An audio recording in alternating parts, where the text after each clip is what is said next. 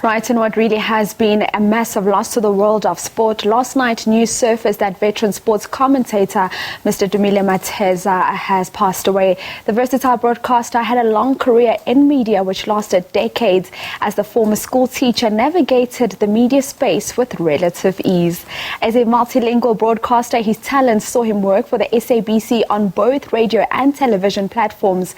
His intimate knowledge of his subject made him a revered figure in media, as his interests and talents went beyond the sports field, as he was also comfortable in current affairs.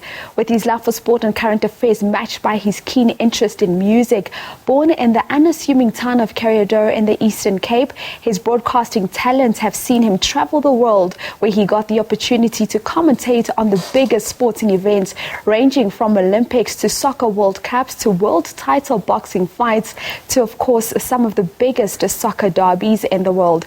His oratory skills have named him as one of the best the country has ever produced, and even though he has passed on, his legacy will be a standard bearer for many years to come. We will be speaking, of course, this morning to a number of people that have had the pleasure of working with Mr Dumile Mateza in the broadcasting field.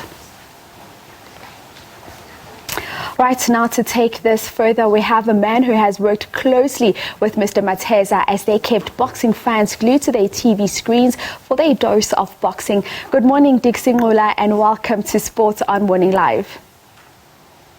Good morning, Lee. Thank you for the opportunity. It's hard to recover from news like this. Dumile was amazing. He was a rare find in broadcasting. And as you go through his accolades, and I'm left wondering, we fail in this country all of the time to pay tribute to our own people, to our own legends when they're still alive. And I'm at a loss for words. I just want to say, Lala Ngokolo Nala, Akuhlanga Lungahlanga. And of course, I'd like to just pass my first condolences to the family. It must be a very difficult time at this point. And our prayers are with them. Certainly. Now, Dicksy, you and Mr Mateza worked together in boxing, but before that you had both worked in the industry for a while. Tell us how this marriage of two boxing minds came about and what made Mr Mateza different from the rest. So, and I was trying to reflect as to when we actually met in the industry, to the time that we get to sit side by side each other at ringside. I had started broadcasting boxing early 2000s and was shown the ropes by the likes of Bert Bluid and Budloisom. But when they departed, I was left the man to join at ringside, and in comes the legendary Bra Dumile Mateza to join me, and I remember him for color. He was amazing with words. You would remember him for his very distinctive voice, inimitable style, the often imitated accent. Dumile was like no other. Certainly. Now let's actually move on, and what I want us to look at is, in the world of boxing, I mean, calling a fight and painting the picture, whether it be for viewers on TV or listeners on radio, it's a very difficult thing to do. Now, how did Mr Mateza finesse the skill?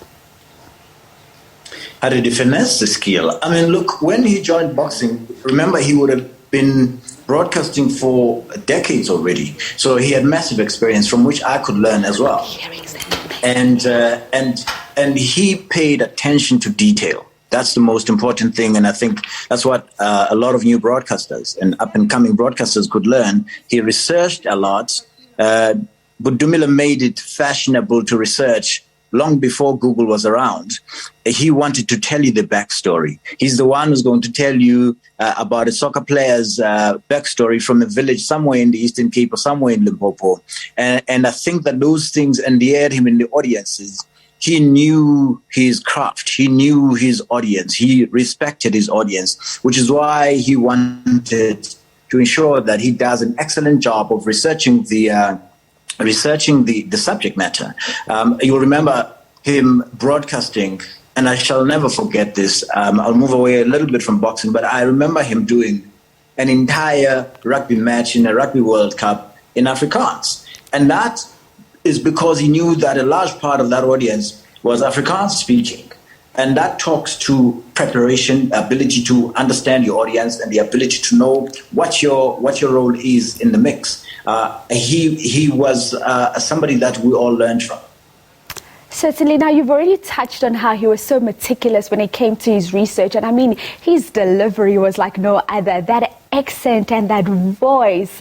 What legacy do you think Mr. Mateza has left behind?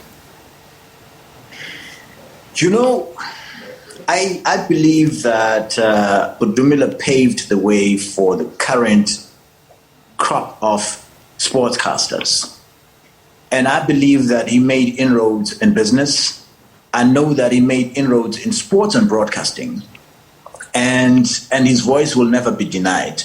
His voice is always going to be here. But now he's gone. We have to continue to tell his story. And I truly believe that we, as those that are left behind, should at least do something to tell the story of this great legend. They don't bring broadcasters like this anymore. Bra Dumile comes from a crop of broadcasters who unfortunately were retired. You know, and I'm going to say this part, that in developed economies such as the United States, broadcasters don't retire. Larry King died still behind the microphone. But Dumile was one of those rare legends in the broadcast industry. And we need to preserve our broadcasters, honor them while they're still alive, and all of our legends, by the way. And this is a thing that we've got to do better at as a country. You've spoken about this new breed of broadcasters. Now, what can they learn from Mr. Dumile Mateza, whose footprint in the media space has gone far beyond the active time on air? I think we have to, living in the 21st century, we have to agree that broadcasting is art, has always been art. Unfortunately, what we're starting to see is a trend where people are just put on air anywhere just because they've got Instagram, Twitter followers. And I think that there's nothing wrong with having a following, because that means that you have an audience that you bring on board. I think that we have to finesse our skill. That's the most important thing. Really pay attention to what it is that you do, because broadcasting is a calling. For those of us that came through influenced by the likes of Bra Dumile, we know that broadcasting is a calling. Don't take it for granted. Work at it. It's a craft. Continuously work at it. I mean, he was hungry, always had an insatiable appetite for learning, and that's what set him apart. You know, he was reading books. He was one of the most well-read broadcasters I've ever worked with. And I have absolutely no words to describe the respect I had for Bra Dumile. And I think just to go back to the point that these are things we can all learn, we can research these things, but we must tell the stories of these legends. And often we must honor them while they're still alive. I mean, for me, it's a travesty of justice.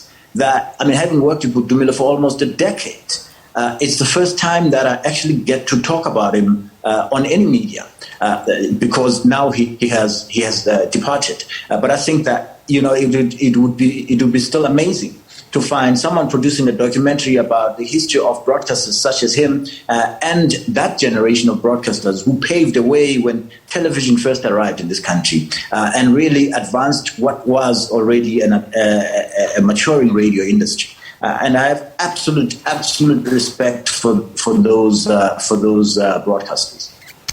Dicksy, thank you so much for joining us this morning. Do have yourself a blessed day further. Thank you so much. Sithi lalani ngoxolo nala akuhlanga lungehlanga to the family. Deepest condolences. Siyabonga kakhulu. There is Dicksy Ngqula. As we look back on the life of really what was a man who was such a great broadcaster and an amazing commentator in the world of sport.